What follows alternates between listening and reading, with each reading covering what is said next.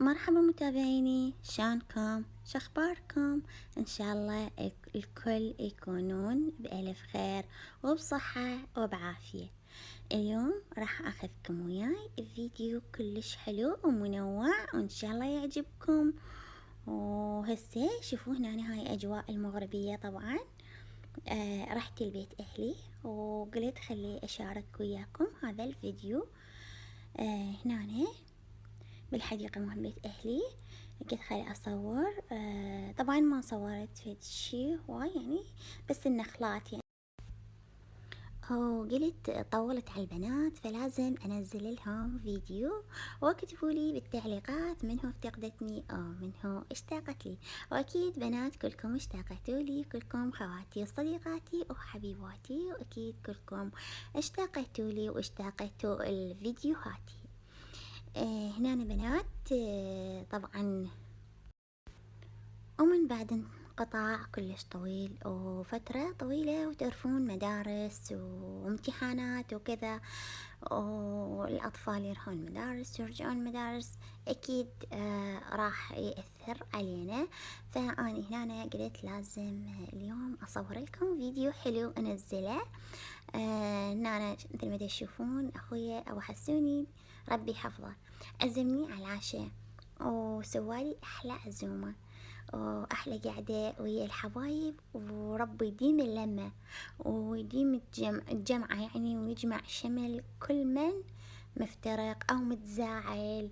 الصالحوا بنات، الصالحوا ويا بعضكم وصالحوا ويا أنفسكم قبل ما تتصالحون ويا البعض.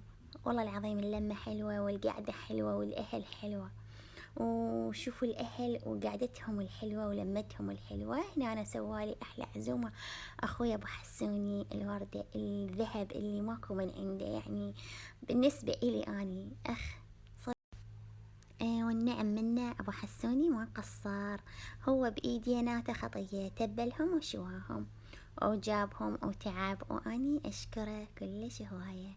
بنات حابة أشكر كل البنات اللي سألوا عني على الخاص، تواصلوا وياي وسألوا علي وقالوا لي ليش غايبة وشنو هاي الغيبة الطويلة وشنو السبب، وإن شاء الله بالفيديو السابق أذكر لكم شنو السبب غيابي عنكم. هنا مثل ما تشوفون خطية يشوي وهذه وتعب وصارني يخبلان وسهمنا وسهمكم ألف عافية. وهاي أجواء المغربية كانت النخلات كلش حلوة وأجواءهن كلش حلوة. طبعا ما صورت الحديقة كليتها، بس حبيت أصور هيجي أجواء المغربية كلش حلوة، والنخلات مالتهم كلش حلوات يجننوا يعني، هيجي أجواء ترد الروح تفتح النفس، أجواء كلش حلوة حبيت أشاركها وياكم. وربي لا يحرمني منكم.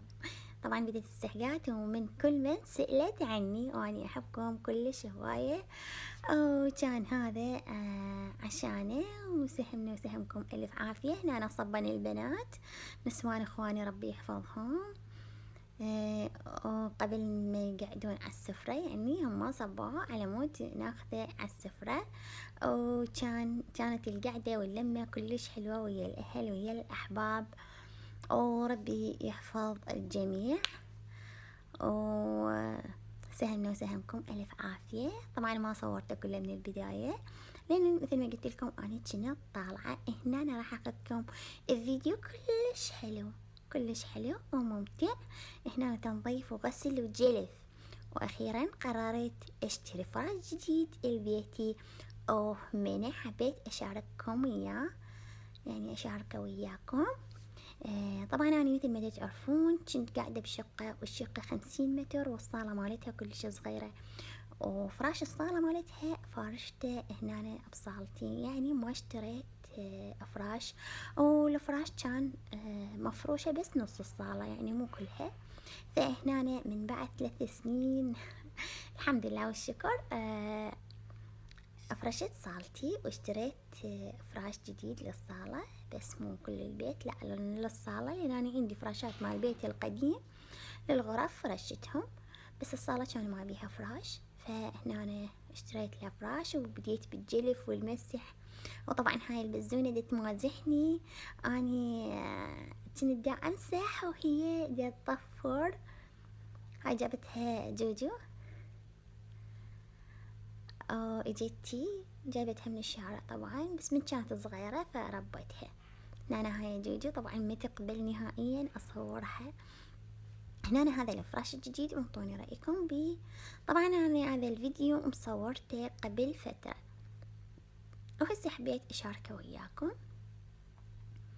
قلت خلي افرش البيت بالفراش الجديد، وهمينة اصوره ويا البنات. هسه تقولوا لي خلاص الشتاء، اي صح خلاص الشتاء، بس اني مصورة الفيديو قبل بساعة وما صار لي مجال بانه انزله، فهسه لا الحمد لله سمحت لي الظروف وقلت خلي انزل هذا الفيديو وياكم.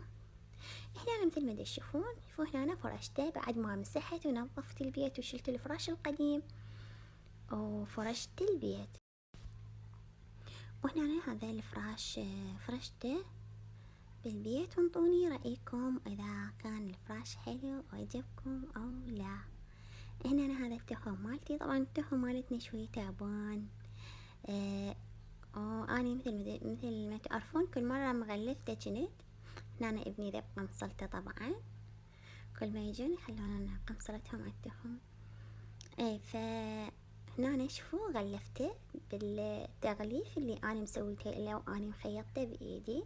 هنا فرشت هنا منادر 2 همينة للقعدة اللي حاب يقعد جوا بالقاع، فرشتهم وخليتهم وصار بهالشكل هذا. فرشته وكملته وان شاء الله يعجبكم، واذا عجبكم اكتبولي بالتعليقات، ولا تنسوني من اللايك والاشتراك بالقناة بنات حبايبي. اريد دعمكم واريد اشتراككم بالقناة، واريد دعمكم بتعليقاتكم الحلوة الايجابية اللي تشجعني انه استمر وياكم. اذا عجبتكم قناتي وعجبتكم فيديوهاتي اكتبولي بالتعليقات. طبعا اني دائما بكل الفيديوهات ما اعرف ليش ابقى ازحق، فتعذروني اذا صار لفظ يعني محلو، لان انا دائما ازحق ما اعرف ليش، يعني تعرفون بعد كاميرا وتصوير وهكذا.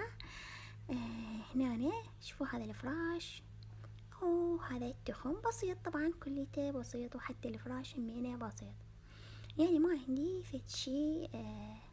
الحمد لله والشكر. متواضعة وأنا أحب التواضع وأحب الأشياء البسيطة. بنات منو مثلي تحب الأشياء البسيطة، واللي تحب الشغلات البسيطة تكتب لي بالتعليقات، أنا أحبها والحمد لله والشكر. شغلاتنا كلها بسيطة أو متواضعة، أو ماكو أحلى من التواضع وماكو أحلى من البساطة. أو مثل ما تشوفون هذا هسه اكتمل فراش البيت واكتمل التخم، وهاي هنا أنا لبست التلبيسة.